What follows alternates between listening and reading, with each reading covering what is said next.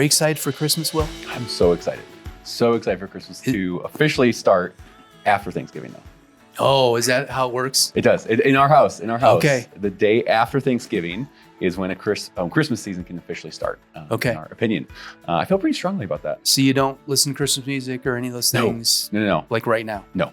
Now, when this podcast is being filmed? No, we're not there yet. So when this is being filmed, we are not in Christmas music mode yet. So in our family, I did it growing up. That was kind of a thing in our house. And so I think since my wife and I have got married and have our own family now, we've continued that theme. I found a wife who believed the same thing. Christmas does not start until after Thanksgiving. And so, we're going with it. I feel pretty passionate about deep it. theological, doctrinal things are not as big a deal as when you start Christmas. This is the hill I will die on. Wow. We had a good little debate in the office the other day, actually, about this. Okay. In our kids' team. And so yeah. you may have caught some of that, but I did. Yeah. And I think I shared that I don't mind throwing my kids under the bus. That my youngest daughter has already started listening to Christmas music and probably did in October. Way too early. Yeah, just to get in the spirit, stretch the season, I think is what she's trying to do. Okay. See, that's everyone's argument, is they want to stretch the season more. Right. They want it to last longer. But I just think it's such a short season, so let's just do a blitz from Thanksgiving till New Year's. Yep. And then it's over. Yep. She's got a Christmas tree in her bedroom already too. so all the commitment. things are happening. That is commitment. For sure. Oh my gosh. How long have you been on staff? Oh gosh, I've been on staff here at Mission Hills about 4.5, coming up on 5 years now. Okay. And I've been in my kids director role here about a year and a half, maybe 2. Yep. So, and I'm biased, but you're doing a great job. Well, thank you. The whole team. And appreciate that. It's amazing what we're able to accomplish here at Mission Hills. And we have a few more kids and families, Yep. little bigger church, but we've got a lot happening. Yeah, it's a lot. And I just want to point out that we did not plan this, but those listening by podcast and not seeing the video is I have a green flannel on and Will has a red flannel on. So I did almost text you this morning. I wanted to kind of see I wonder if you were going to wear red. So I was like, no, I'm not going to. Yep. We're just going to see what happens. And it kind of worked out. And we are Christmas mode, even though you don't like it. I know it's too early. I love it.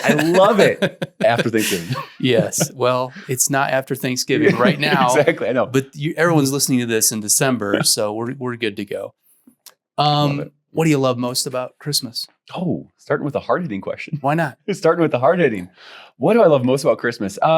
There's something about Christmas, and this is going to be hard to articulate.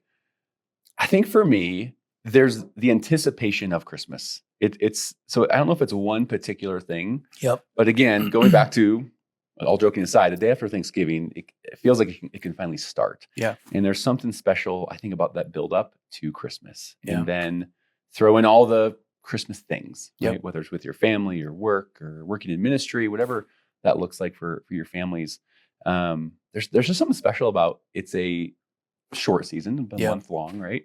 But there's something really special in the anticipation, right? And that goes back to my childhood even, and some really great memories around Christmas time. And so it's hard to pick one thing, but there's something special about the season. Yeah, I love Christmas too, and I agree with you. The anticipation of the whole season, and obviously you walk into stores early on, months before Christmas has already started. It started feels a while weird. ago. Yes. It feels weird. Yes.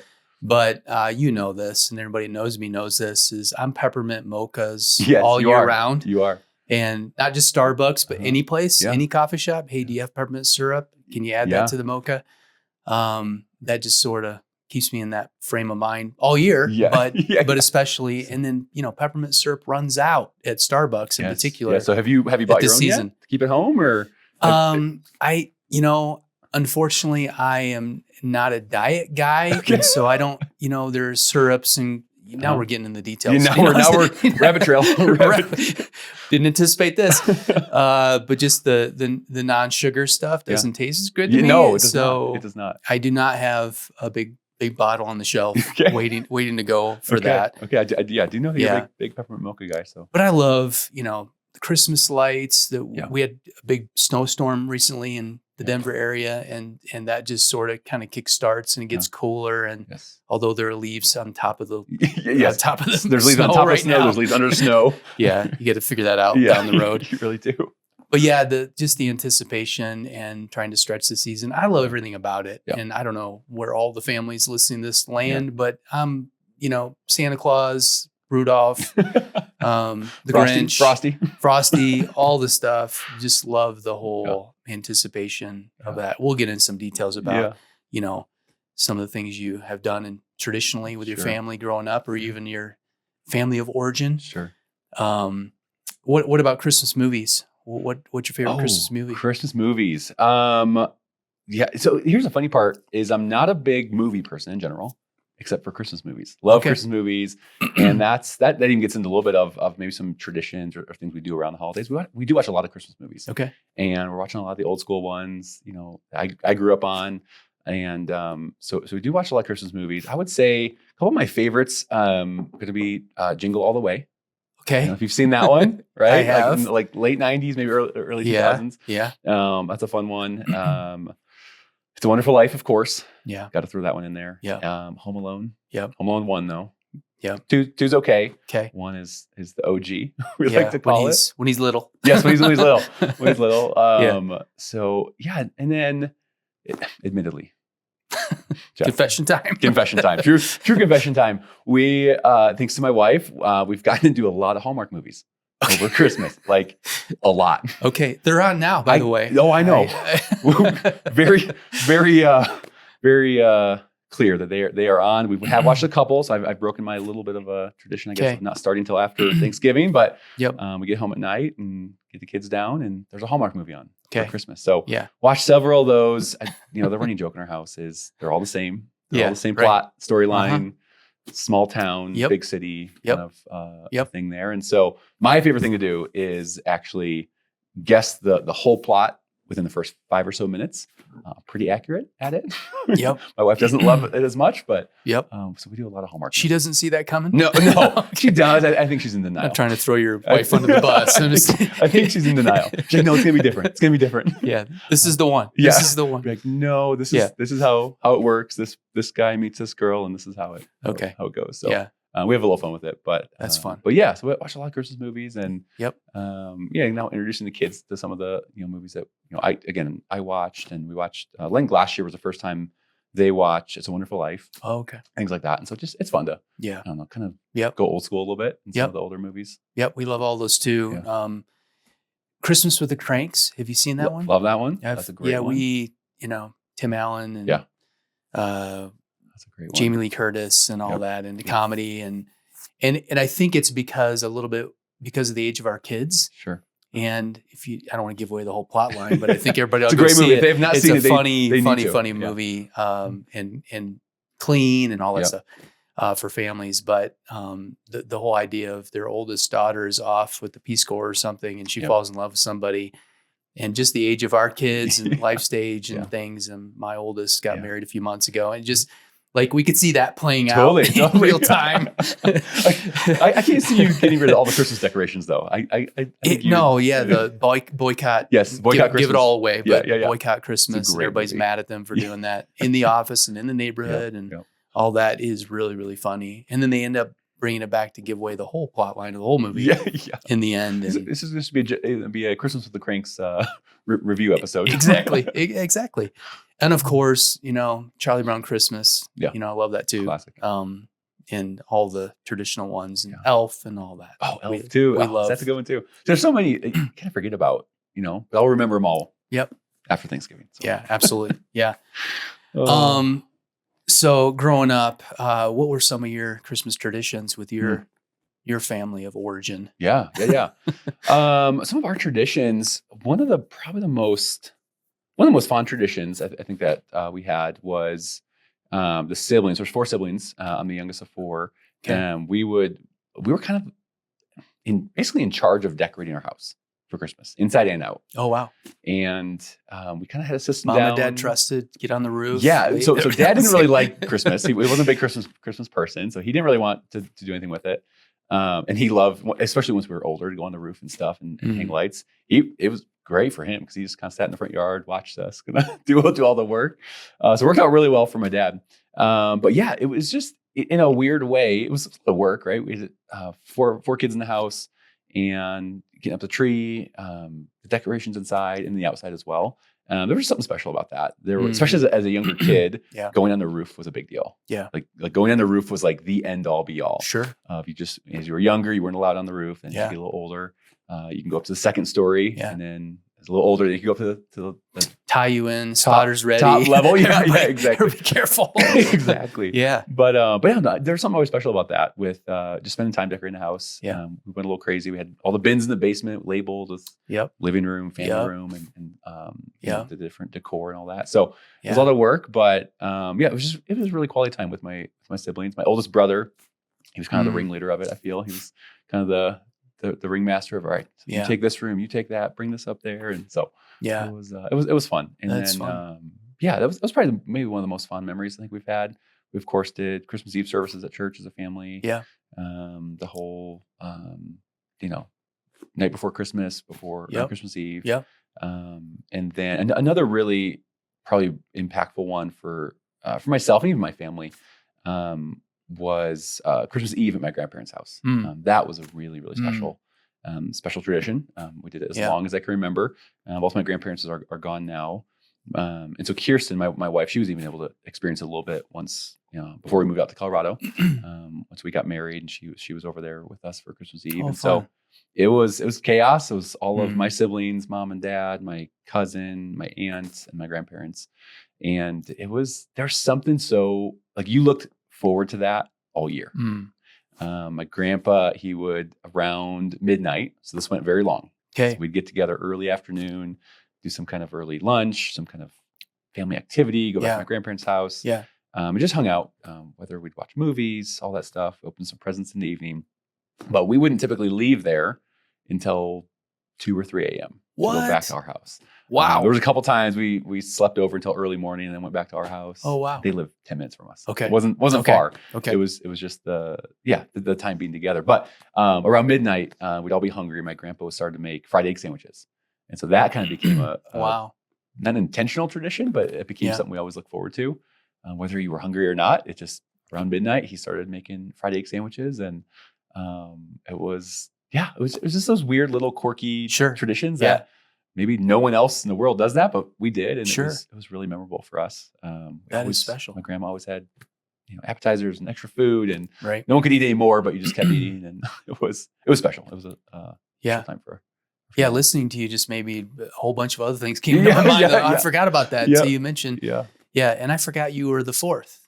Yeah, youngest of 4. I'm the youngest of 4 as well. Hey, I don't know if we've had this conversation. I don't know if we actually have. We learn new things about each other on the podcast. Live on the podcast. What do you know? That's cool. Yeah, and there's a 6-year-ish gap between me and my next closest sister. So, okay.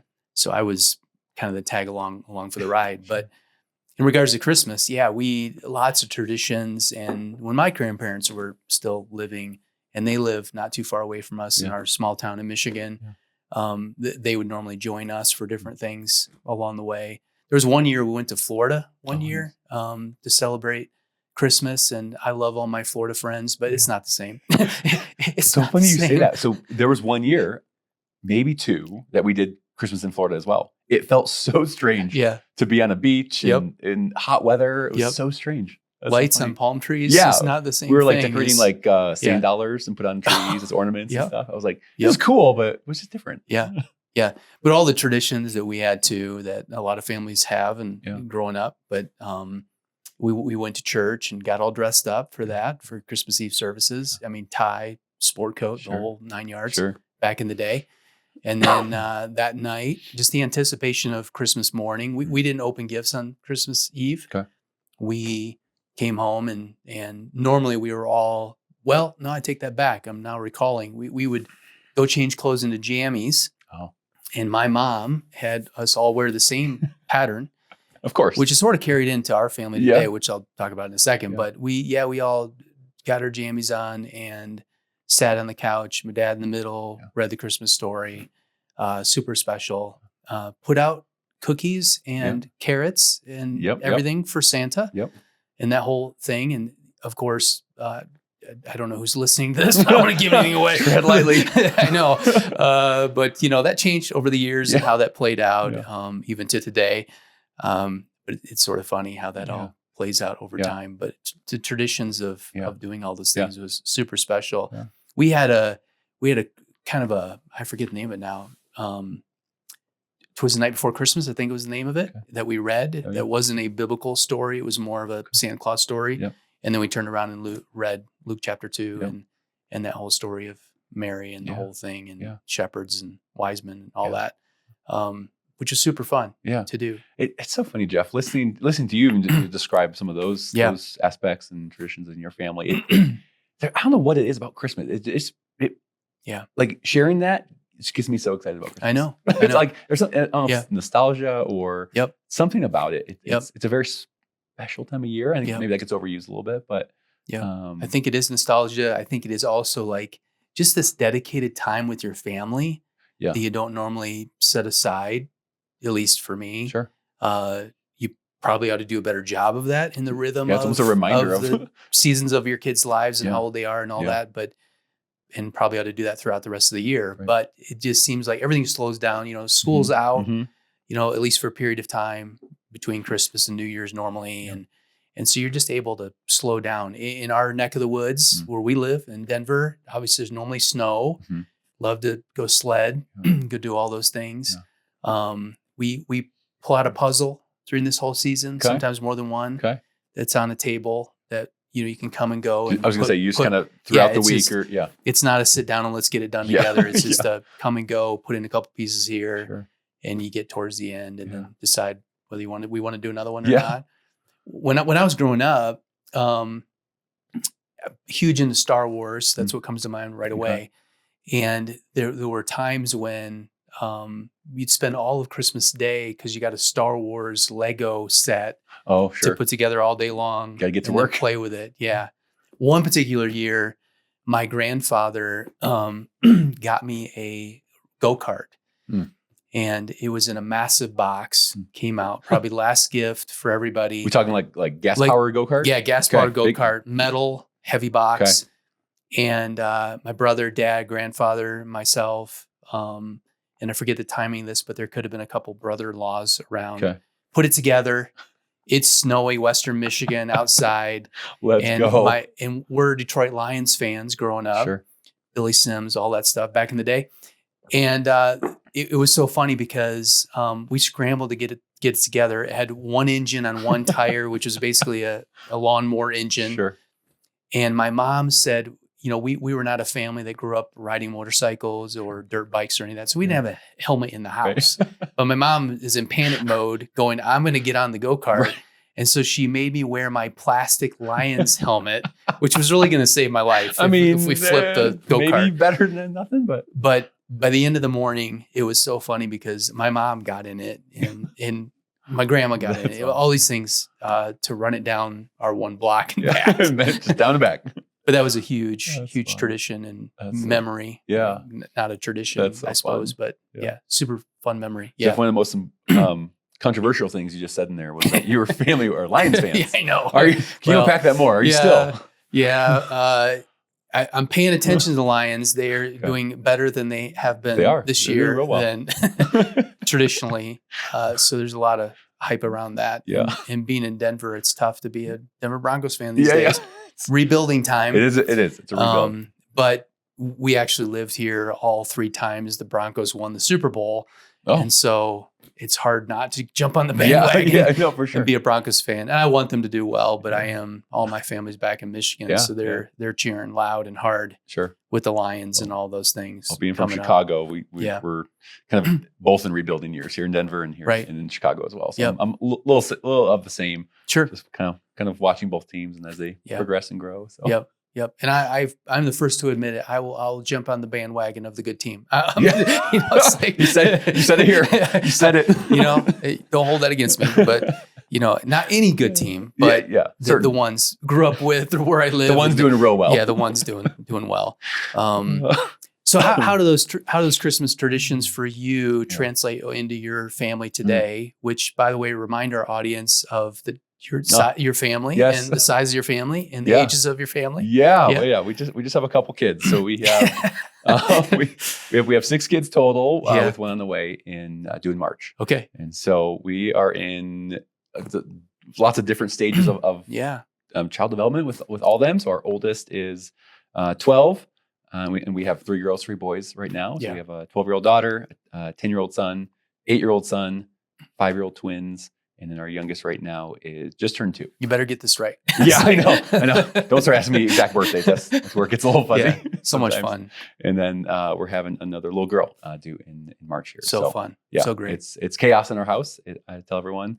Everyone's very fascinated. Like, what's it like? I'm like, it's chaos sometimes. It's pure chaos. But it is truly a lot of fun. That's awesome. To keep us busy. So that's awesome. Yeah. And so what are the Christmas traditions your family has? Yeah. Well, we did not, at least not yet. We have not carried over the midnight fried egg sandwiches. we haven't gone there yet. Because you know what would happen the next day. Yeah. There's meltdowns. Exactly. Yeah. So no, we get to bed pretty early. And yeah, so some of the traditions, I would say we've again, some of this is intentional, some of it maybe not intentional, but having a lot of kids means we have a lot of help. And so we've been decorating the house together the last several years. Oh, fun. And get kind of all the kids involved, decorating the house. And we don't go super crazy with decorations. I do some lights outside, and we do some things inside with a tree and all that. But so that's kind of been something that it's not just my wife, or it's not just myself or the 2 of us decorating. It's how can we involve the kids? How can they help, display the mantle or hang the stockings and get some of that stuff up together. So that's been fun to kind of do with them as a family. Put some Ellen Jackson Christmas music on and playing in the background. My wife and I will make some hot chocolate, and so it's kind of I don't know, it's kind of an experience of decorating the house. Yeah, fun. My back's sore after digging all the decorations out of the crawl space and crawling in there. So, so that's super fun. We also get it's funny. It's another controversial topic, possibly. Real tree versus artificial. That could be a whole other conversation. But both my wife and I grew up with artificial trees, and when we got married, we kind of just said, "Hey, let's do a real one. Let's just kind of change it up." And that doesn't normally happen. I know. We're both, I don't think. I don't know if we're both just a little bit of rebels or what it is, but we wanted to kind of switch it up and go real. And so we've done a real Your parents didn't get it right. You got to swing the pendulum. Yeah, I guess so. So we've done a real tree ever since we've gotten married. And so usually we go get that the day after Thanksgiving. Yeah. So that's kind of turned into a little bit of a tradition. Now, no, we don't go up into the mountains with our saw and we're not the Hallmark family. We go to Whole Foods and find a tree. They've lasted pretty well. And so again, it might seem silly, it might seem simple, but it's fun. It's something that's turned into something the kids even look forward to. Yeah, I love that. They're like, hey, we're going to Whole Foods to get our tree. So they go there, they pick out the one we want, and they trim it up and bring it home. So it's great. It's simple. It's not super complicated, but you obviously decorating right now. Of course, Christmas going to see lights. Right now, I don't know if your family does that. I think we saw your family last year. Yeah, we did too. Yeah, we saw you guys out on here in the Denver area. We have there's a whole bunch of houses. That really go all lit up. They go all out. They go all out for their outdoor lights. Yeah, so that's become a tradition for sure. It is fun. Just driving around and I don't know if you guys. We print out like a little itinerary of like my wife maps out which houses we hit, and so we're doing it most efficient way we can. So go and see those, and again, hot chocolate's always involved to some degree. So those are super fun. We love that too. We love that too. We're Home Depot for our Christmas tree. Nice. So about right after Thanksgiving, we go get ours as well, and have had some success with those trees and hang the lights. Are you colored lights or white lights? White. Okay. Yeah. We're white lights on the tree and white lights on the house. Okay, both. Okay. So we go colored outside, white inside. So I'm old enough to date myself. when we had colored lights growing up on our trees with my family growing up, and they were the big screw in the bulbs. The C9s. Yeah. The C9, big ones, the glass ones too. Yeah. Yep. Yeah, they break and shatter all over the place. Yeah, not safe for kids. I remember those. Yes, I've dropped many of those off our roof growing up. Yeah, but when one goes out, it doesn't all go out. Yeah. And now the frustration of pulling everything out of the box to hang them on the house, and are these going to light up this year? Can someone come up with Christmas lights that last more than 2 years? Exactly. Please. Exactly. Maybe there's a sponsor that can be on this podcast. Oh, please! I would contribute Christmas to that lights, because every year I'm trying to navigate fuses and lights. I've now labeled things. I have 2 story house too, and I've labeled things to this is the lower, this is the upper, this is the peak, so I can at least good not have to redo it every single year. And all the little gutter clips and the shingle. Oh yeah, all that. Ugh. Yep, and praying that I don't fall off the roof and get hurt and do something a little nervous I shouldn't do. I know. Yeah, our traditions we've carried over indirectly. Obviously, reading the Christmas story and that evening after Christmas Eve services at our church, and coming home to do that together as a family. And now we have another book. I've forgotten the name of that. That sort of shares the Christmas story, but it includes the cross and the cross of Christ. And now my kids are old enough, just like some of yours as well, that we can pass the story and they can read parts of the story, and that's pretty fun. We also, not afraid to say it, have Christmas jammies that we every year sort of do. They're not all the same, but they're a plaid probably. And obviously the guys are different than the girls and all that stuff. But we do that and have loads of flannel jammies at our house. I'm a big fan of those jammies. They're comfy. They are. They are. Cruising around your house, just, sipping hot cocoa. And For sure. For sure. We, as I said, we don't open gifts on Christmas Eve. We open them on Christmas Day, but we fill stockings, and there's some traditions around that. I don't know where this started, but Lori, my wife, I think she might have had this happen in her home, but the tradition of including an orange in every stocking. I don't know the story behind all that. An orange, really? But there's an orange that shows up in all stockings. You gotta go deeper. What do you do with the orange? You eat it. You just eat it. Okay. But they I don't know if it's good luck. I don't know what the story is about that. I've forgotten. But that shows from up. Lori's family? It did. Okay. Yeah, it did. Of course, backtracking. Yeah, we get the tree. We set up the tree and decorate the tree together. And we have now, with the ages of our kids, we have, and they all have individual ornaments that we put in individual boxes for them. Yeah. Now that my oldest is married, she has that box. We've handed it off for her tree. Yeah. But we have way too many ornaments. Yes. And what are you going to get rid of? You can't everything decide. Has a story. You can't decide. Attached to it. Absolutely.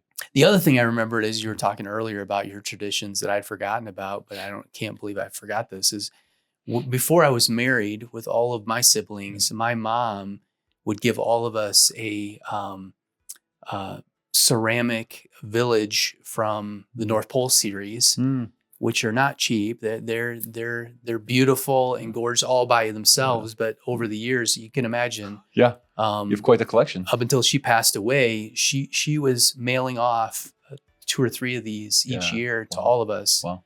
And so I have I won't even tell you how many. More than I can put out in my house around Christmas time. But when the kids were little, they all light up, and dads in particular probably know this. Maybe there's a mom at home that does this, but to get all that wired up behind so the wires don't show and plug it in is going to blow a fuse just out of Christmas Vacation. It's just totally. That's where my mind started to go. Something's going to give. And on the same circuits and all those things. But so over the years, we've taken the lights out and just displayed some of them around the house, which is kind of fun to do. You have to send me a picture of those. I know. Yeah. That sounds pretty cool. Yeah. And now probably our youngest loves having those come out. Okay. And so, we can't not set them up. No, there have been some years when we didn't, because it's just like, oh my goodness, to haul those up the stairs and from the basement and get them out and what on the other end, all those things. Maybe I'm the Scrooge and I'm not putting everything out, the Grinch. Right. But just love all the decorations, all the things that are happening. Speaking of ornaments, this was last Christmas. We had a little bit of an ornament scare. We could not find the ornament box. And that summer before, we did a big cleaning of the crawl space. Okay. And so the fear was that I might have accidentally tossed the box of all the ornaments. It was just a little cardboard box. We kept them all in. So after many, many hours of searching our crawl space, which is not very big, but there's a lot of stuff in there. Sure. You can imagine with our size family. Right. We found the ornament box. Okay. I remember it was a little bit stressful. I had some kids in tears already. The ornaments are gone. Wife wasn't too happy. So, no. But wait, they're found. Oh, no. It was That's good. Yes, it was. That's good. Yeah, I think about everything we have in storage in our basement, and it's probably Christmas stuff. Yeah. That's the most. Oh, it takes up a lot. It does. Part of the reason, that's why I don't do an artificial tree. Oh, yeah. It takes up so much space. We do a real tree. Okay. And we've always done a real tree. Okay. And every year we debate, do we go to artificial? But we love the smell. Yeah. We love it's real. Yeah. And everyone's got their different flavor of Christmas tree that they those like. Tree boxes take up a good amount of good amount of space. Right. In your storage area. Yeah. And now that I'm saying that, I'm recalling we have 2 trees in our house. We get a real tree. 2-tree family in a back room that has more of a cathedral ceiling, so it'll fit. Okay. And a shorter artificial tree. Really? In the front of our house. I haven't met many of you. That you can see from the front. Okay. That they're both lit up. Oh, nice. And I think we inhaded the artificial tree. Okay. But I could you're be a little wrong. bit of both then. You're a little artificial and real. We are. I don't know. I don't think I could ever move over to artificial all the time. Just because we just love the whole experience of picking the tree and hanging the tree and letting it drop. Yep. You don't have to like fluff the tree, the artificial ones. You have to fix every branch and make it look great. So exactly. You just and a light strain goes out on the artificial tree, you're in big trouble. Yes. Oh yeah, especially the pre-lit ones. Yeah. The pre-lit ones. Yeah, for sure. This podcast is hosted by me, Jeff Baxter, along with special guests who are experts in the industry. We're mixed and edited by Leopard Productions. Our senior producer is Colin McFarland. Our video director is Zach Anderson, and our digital and SEO specialist is Maddie Brower. The Next Gen Podcast is part of a Mission Hills podcast network here at Littleton, Colorado. Thanks for listening.